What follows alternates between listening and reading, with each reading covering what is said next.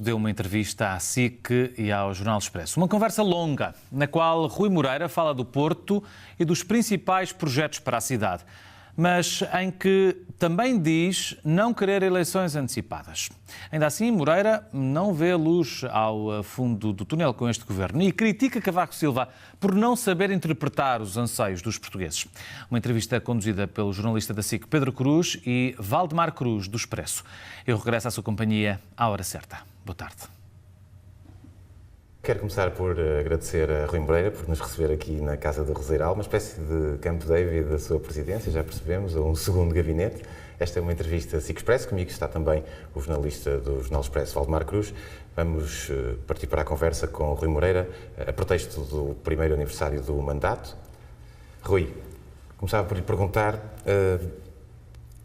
qual é a diferença entre o antes e depois, ou seja, teve um choque de realidade quando chegou à Câmara e percebeu que algumas das coisas, por exemplo, tinha dito durante a campanha, o que dizia antes de ser autarca ou político, depois não podem ser feitas porque há constrangimentos de concursos públicos, de prazos ou até de legislação que o impedem de andar mais depressa.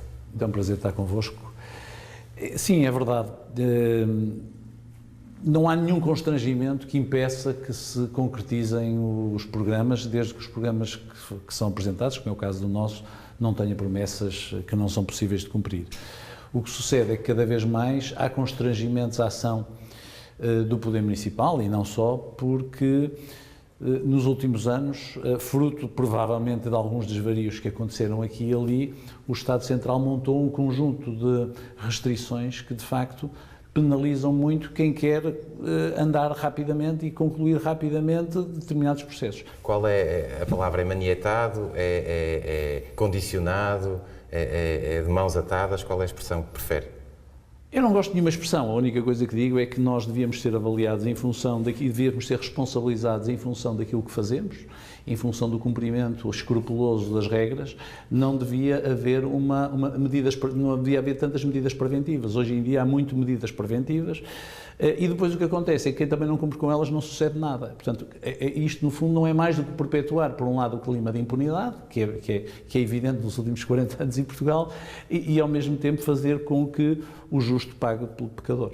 Foi nesse sentido que há dias falou na existência de uma espécie de stalinismo legislativo em relação às câmaras? Não apenas, Valdemar, não apenas nisso, mas vejamos, quando o Estado Central se preocupa em legislar sobre coisas tão interessantes como o Presidente da Câmara do Porto ter que acumular com o seu chefe de gabinete uma secretária, ou dizer que os municípios só podem ter 7 direções municipais, comparando coisas diferentes, porque municípios, com todo o respeito pelos municípios, os municípios, apesar de tudo, são diferentes, está a impor um conjunto de regras aos municípios que, de facto, coartam a possibilidade de serem geridos de acordo com a sua realidade. E a realidade é, por um lado, a realidade económica e financeira, a sua sustentabilidade, mas, por outro lado, é aquilo que é a ação do município e aquilo que os municípios esperam do município. O senhor disse há dias que o Luís Filipe Menezes, que era o seu principal adversário, prometeu obras e que o senhor não prometeu obras, prometeu mais investimento e mais emprego. O que lhe pergunto é, ao fim de um ano, já há mais investimento e já há mais emprego no Porto? Creio que sim, que tem havido, que nos últimos tempos temos, apesar das dificuldades e dos constrangimentos do país, temos sintomas objetivos de que há mais investimento e mais emprego, mas está longe de ser aquilo que nós queremos e tudo aquilo que temos que fazer em termos de atração de investimento. Nós temos neste momento um gabinete que está definitivamente montado, que está a trabalhar, é um gabinete curto, que se chama Investe Porto, em que temos pessoas muito competentes para atrair investimento. Temos andado a fazer um conjunto de deslocações ao estrangeiro para falar em determinados mercados e temos também atraído aqui um conjunto de investidores, que eu naturalmente não vou revelar, mas há uma área em que isso está a suceder já e já vinha de trás, que é no turismo. Nós todos os dias, é raro o dia em que não nos aparecem investidores interessados na hotelaria, na restauração e tudo mais. Mas nós não nos podemos ficar por isso, portanto temos que ir mais além. E o mais além é atrair empresas que aproveitem alguns dos recursos que a cidade tem, nomeadamente na área do conhecimento, na área da inovação, e aí também eu espero que consigamos transformar este nosso território num território mais fértil. Uma das grandes expectativas geradas à volta deste novo Executivo residia na questão do bilhão, a resolução do problema do bilhão, que é hoje uma das grandes questões para a cidade. Tarda a aparecer uma resposta. Eu não acho que tarde, Valdemar, repare, Nós teríamos tido muita facilidade quando nós chegamos, há um projeto estabilizado para o Bolhão e nós revisitamos esse projeto. Nós poderíamos facilmente ter pegado nesse projeto e lançado o projeto num âmbito de uma concessão de parceria público-privada, pôr isso à concessão, e estou convencido que hoje, com as condições de atratividade da cidade do Porto, já teríamos neste momento manifestações de interesse, quiçá, para fazer esse projeto. Mas nós somos um pouco mais ambiciosos. Nós não queremos, objetivamente, um mercado que seja concessionado. Não queremos porque entendemos que é preciso que a cidade do Porto tenha a forma como os portugueses olham para o mercado do bom sucesso não é a forma como olham para o mercado do Bolhão. Replicar o modelo Bom Sucesso, com todo o respeito pelo modelo, e é importante que ele tenha existido, não é exatamente aquilo que nós queremos para o mercado do Bolhão. Qual é o modelo? Nós queremos no mercado do Bolhão um mercado que seja um mercado público de frescos, em que tenhamos também um mercado de sabores, ou seja, aquela zona, aquela parte da cidade, que é uma parte interessante da cidade, numa zona estratégica da cidade, deve corresponder àquilo que é a visão tradicional dos portugueses relativamente ao seu mercado de frescos. Isso implicava o quê? Nós optarmos por não fazer uma parceria pública ou privada, por não concessionarmos, mas pelo contrário de aproveitarmos o próximo quadro comunitário para fazer um projeto público. Rui, vamos falar um pouco da habitação social, dos bairros sociais, mas sobretudo da zona de Campanhã. Sim. Já sei que há 18 milhões de euros para recuperação, regeneração, o que quisermos chamar-lhe, mas a zona oriental da cidade era uma das suas prioridades, pela degradação que estava. Além da reabilitação dos bairros, das casas, do edificado em si, que naturalmente proporcionará maior qualidade de vida, o que é que segue? Ou seja, o que é que preencherá essa degradação que hoje existe na zona oriental? Nós estamos neste momento a discutir internamente um documento que se chama Campanhã 2025 e chama-se 2025 porque nós pensamos exatamente que vai ser preciso este prazo para voltar a dar a Campanhã a capacidade de atração de população e também de investimento, para além dos bairros, e aí estamos a fazer de facto um grande investimento, estamos a investir 18 milhões em bairros, estamos a substituir-nos ao Estado Central. Como sabem, havia um conflito entre a Câmara Municipal do Porto e o IRU, que é proprietário de uma parte dos bairros, nomeadamente do Lagarteiro, e as obras estavam paradas. Nós entendemos que não podemos esperar que o Estado Central cumpra as suas obrigações, estamos a substituir ao Estado Central a fazer esse grande investimento e acreditamos que estamos a dar uma mensagem, um recado à população que nós, de facto, estamos concentrados em subitamente e rapidamente suprir aquilo que é a maior carência de Campanhã. Mas isso não basta, a nossa estratégia passa, como toda a gente sabe, pelo terminal intermodal, temos vindo a negociar esse assunto com o Governo, é uma negociação complicada. Nós temos, mesmo no âmbito da concessão dos STCP, levantamos essa questão, é uma promessa antiga ao Porto e nós precisamos absolutamente de ter um terminal intermodal junto à estação de Campanhã, nos terrenos da Refer. É uma promessa pelo que o Porto espera desde 2003 e, portanto, compreenderão que nós não vamos esquecer essa promessa, mas que é um modelo, é um processo que está, se quiserem, estacionado há muito tempo. Queremos olhar depois para a reindustrialização de Campanhã em zonas específicas próximas da Corujeira, que nós consideramos que é muito interessante, e depois queremos tentar atrair negócios de nearshore, portanto, negócios de fixação de empresas na zona mais, se quiser, mais próxima do Rio de Campanhã. Ainda no âmbito dos bairros sociais, o senhor herdou uma situação complexa e, portanto, um problema difícil de resolver, que é a questão do bairro do Aleixo.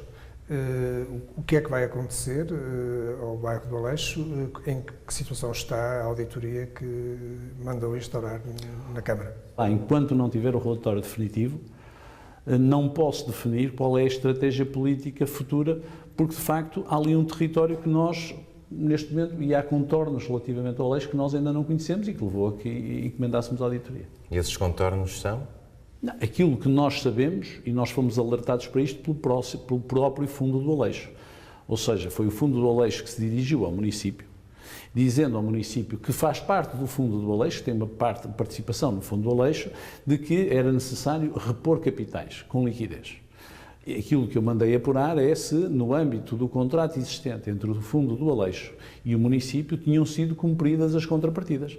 Não nos podemos esquecer que já foram demolidas 2 torres, que o que estava previsto nesse contrato era que seria disponibilizada pelo Fundo do Aleixo habitação social, uma dela regenerada e outra dela construída de novo, que deveriam ter sido entregues ao município. E eu aquilo que quis saber, e quero saber, e estou à espera de saber através disto, é assim: o Fundo do Aleixo tem cumprido com o município? Já entregou as casas? Onde é que estão as pessoas? Eu tenho o mesmo auditor que está na Câmara há muitos anos.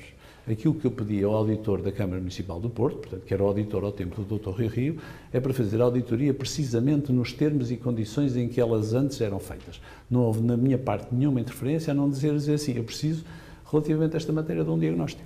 E é isso que eu farei sempre, em qualquer circunstância. Muito bem, já percebi que não é um assunto fácil para si, em todo o caso, eu só gostava de... Não, a questão é assim... Se há aqui entre si e o Dr. Rui Rio, e a pergunta é muito clara, há algum atrito último, ou nos últimos meses, por causa precisamente desta questão? O Dr. Rui Rio nunca manifestou nenhuma preocupação relativamente a esta matéria, nem nunca me telefonou a manifestar qualquer preocupação. E como eu tenho oportunidade, já tive a oportunidade de dizer ao Valdemar numa entrevista ao Expresso, eu tenho a certeza que se o Dr. Rui Rio fosse Presidente da Câmara hoje e tivesse conhecimento daquilo que eu tive conhecimento através de uma declaração feita pelo Fundo Aleixo, teria tomado exatamente a mesma posição, ou seja, diria, faça-se um relatório da auditoria para perceber onde é que estamos em termos da conclusão do negócio que está em curso. E eu até lá não reforçarei em condição alguma o Fundo do Aleixo, nem farei nenhuma demolição. Quero saber até que ponto o modelo do Aleixo é execuível. Queria falar-lhe da primeira baixa que teve, da sua lista, das pessoas que apresentou à cidade como indo consigo para este caminho, do professor Daniel Bessa, que passado, não sei exatamente quanto tempo, um mês talvez, deixou a presidência da Assembleia Municipal dizendo, estou a citar, saía por haver CDS a mais na Câmara. Curiosamente, CDS com quem teve problemas nos últimos meses, estando mesmo no limiar de... Eu não tive problema nenhum com o CDS, eu peço desculpa. Que eu saiba, não tive problema nenhum com o CDS. Eu não tive nenhum problema. Como é que quer então explicar a questão com o Manel Sampaio Pimentel e a sua quase retirada de Pelouros? Essa quase retirada foi uma conclusão, a meu ver, precipitada. Vamos lá ver, para ser claros,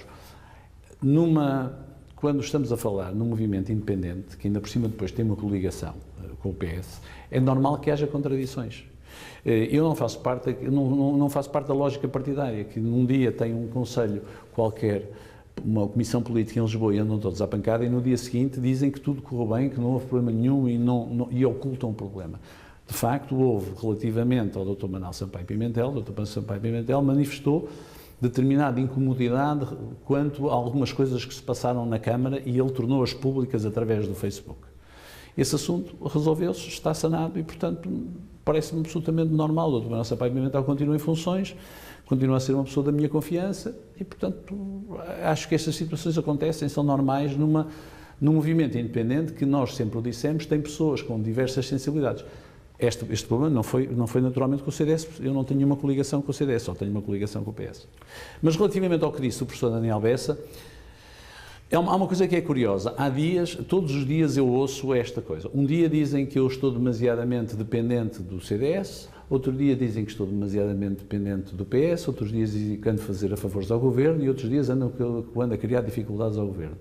Isso só demonstra que, de facto, nós somos independentes, que a nossa prioridade é outra, que temos um manifesto, temos um projeto, vamos levar o projeto avante e, portanto, tudo aquilo que seja as tentativas de nos encostarem um lado ao outro não tem qualquer significado. São partes de uma querela política em que eu naturalmente não me envolvo. Quem é que hoje faz verdadeiramente oposição na Câmara do Porto? Não, há uma oposição, quer dizer, o PSD faz oposição, o Partido Comunista faz oposição, o Bloco de Esquerda na Assembleia Municipal faz oposição. O PSD, uma das críticas mais recorrentes que faz já a sua atuação, e não obstante a sua proclamada independência, é a alegada excessiva dependência do acordo com o PS. Está a ver, Valdemar? Mas Valdemar, o protagonismo de Manuel Pizarro. Eu, relativamente ao PSD, só tenho que lhe perguntar, infelizmente, qual PSD? Se me disser qual PSD, eu responder-lhe. O que está na Câmara? Não, o que está na Câmara, julgo que não. Pergunto-lhe na Assembleia Municipal ou na Câmara? E eu perguntava-lhe, caiu, digamos, por uma razão estratégica de formação de maiorias, na mesma circunstância em que esteve Rui Rio no seu primeiro mandato, em que teve de fazer maioria com Rui Sá, e muitas vezes a cidade tinha a sensação que o Presidente da Câmara era Rui Sá e não Rui Rio, porque ao desequilibrar as decisões, e aliás Rui Rio assumiu isso publicamente algumas vezes, tomou esta ou aquela decisão condicionado pelo seu 6º vereador, na altura Rui Sá, e a pergunta é, independentemente de quem manda na Câmara, muita gente acha que é Manuel Pizarro, se muitas vezes não tem que ceder às suas vontades em nome dessa boa governação, digamos. Não. Em primeiro lugar, eu nunca me desculparei, por tomar ou não tomar uma decisão, usando como trunfo ou como argumento que tem que me vergar a este ou aquele. O que lhe posso dizer é que, na relação que tenho tido com o Dr. Manuel Pizarro e também com o arquiteto Correia Fernandes, a nossa relação tem sido uma enorme lealdade. Ainda por cima, os nossos programas eram muito parecidos. E, portanto, não tenho tido, de facto, não me tenho sentido minimamente condicionado por isso.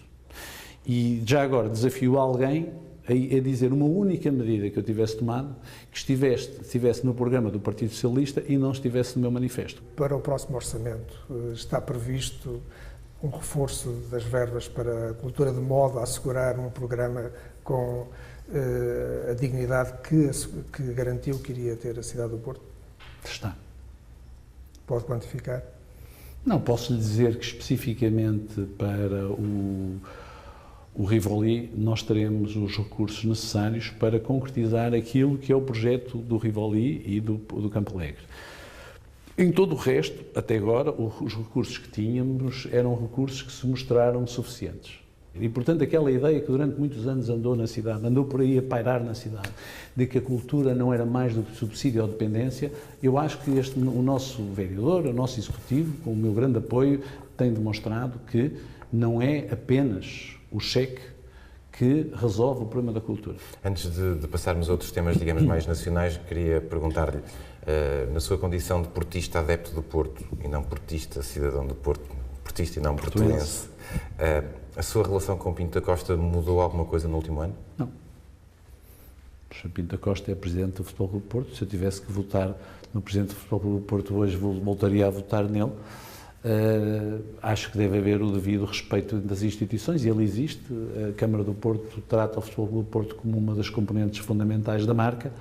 Tive o cuidado de visitar o Museu do Futebol Clube do Porto, já convidei o Sr. Pinto da Costa e o Dr. Fernando Gomes para pelo menos 2 reuniões para tratarmos de outros assuntos que dizem respeito e que interessam ambas as instituições, mas devemos separar, ou seja, eu não interferirei com certeza nas políticas desportivas do Futebol Clube do Porto, e o Futebol Clube do Porto tem-se abstido e deve-se continuar a abster daquilo que é a participação na política da cidade, a não ser naquilo que diz respeito ao desporto e à promoção dessa marca que nós cuidamos e queremos tratar bem.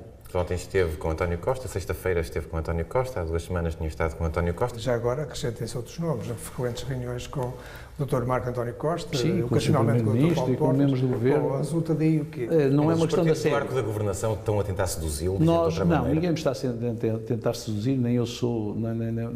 Isto aqui não há sedução. E qualquer que seja o governo que esteja em Lisboa, o Presidente da Câmara do Porto tem que ter uma relação com o Governo e com os vários membros do Governo, aos vários níveis, que permita resolver os problemas da cidade, atendendo também às necessidades e aos constrangimentos da governação. E isso nós vamos fazer. Mas tudo isso é normal.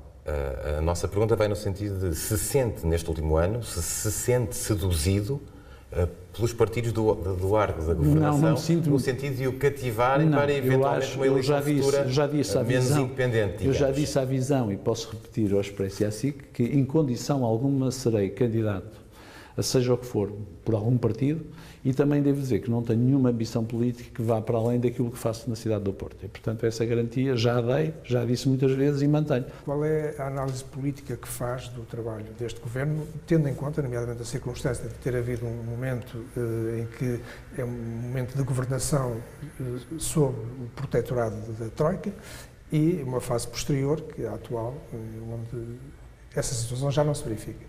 Aquilo que me parece é que o Governo tem feito Eu acho que o Governo tem...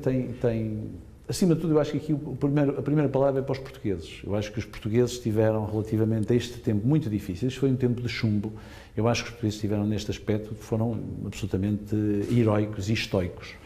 Agora, está a chegar um momento em que os portugueses estão à espera que lhes seja explicado o que é que deste sacrifício todo que foi feito, e foi um grande sacrifício, que continua a ser patente nas nossas declarações de impostos, naqueles que estão desempregados, naqueles que têm que emigrar, eu acho que os portugueses agora estão à espera de olhar e perceber para onde vamos, e tem que perceber se há uma luz ao fundo do túnel. E julgo que nos próximos meses é importante que nos tentem explicar qual é o caminho a seguir. Temo que, por efeito do período eleitoral que se antecipa, nos acendam novamente umas luzes, que não é nenhuma luz ao fundo do túnel, mas é se calhar outra vez uma situação de um comboio que nos vai atropelar. Temo que isso possa suceder. É, portanto, sua opinião que neste momento, na verdade, não há nenhuma luz ao fundo do túnel? Eu creio que neste momento nós estamos numa fase muito complicada. As coisas podem correr bem, há alguns sintomas de que as coisas aqui e ali vão correndo bem, mas continuamos a ser muito vulneráveis. Por um lado, estamos muito vulneráveis às condicionantes externas e o abrandamento da economia alemã, algum abrandamento da economia americana, o comportamento errático dos mercados é uma coisa que me preocupa particularmente. E depois temos tido um conjunto de tremores internos, e estou a falar no que aconteceu com o BES, o que aconteceu agora mais recentemente com a PT, que subitamente nos chama a atenção da enorme vulnerabilidade que nós temos, um país de uma economia muito pequena, para incidentes que, se sucedessem numa maior economia, não teriam este impacto. E, portanto, nós estamos permanentemente naquela sensação que vamos a subir as escadas e que subitamente nos atropelamos os nossos próprios pés. Mas o que lhe perguntava, e pegando numa expressão, numa frase que disse esta manhã, disse: os governantes, por princípio, não estão lá para fazer mal às pessoas, mas depois há um mas. Qual é o seu mas em relação a este governo? Ou seja, se tivesse que apontar a principal crítica, o principal erro, o principal defeito, qual seria, na sua opinião? Não é relativamente ao principal governo, a este governo. A crítica que eu faço é relativamente aos partidos que assinaram o acordo com a Troika. Porque os outros, esses dispensos deste compromisso, sabendo o que sabiam, e que nós ainda não sabíamos em detalhe, mas eles já sabiam, é absolutamente inaceitável que não se tenha de facto chegado a um consenso nessa altura relativamente a alterações fundamentais no país, que passavam por uma alteração ao modelo político e depois ao modelo administrativo. Há uma dinâmica nova que tem de ser criada e passa essa dinâmica pela necessidade de uma maior descentralização ou esta centralização tem conseguido resolver os problemas? Não tem havido descentralização nenhuma. Tem havido, pelo contrário, um exacerbar do centralismo. E esse exacerbar do centralismo decorre da lógica do nosso sistema político, que depois se reflete na administração pública e em toda a coisa do Estado. Enquanto nós acreditarmos que a descentralização pode ser feita através da administração e ela não for feita através do sistema político, ela está sempre condenada ao insucesso. Vai sempre uma maré. Avança com uma descentralização, no dia seguinte verificamos uma medida centralizadora.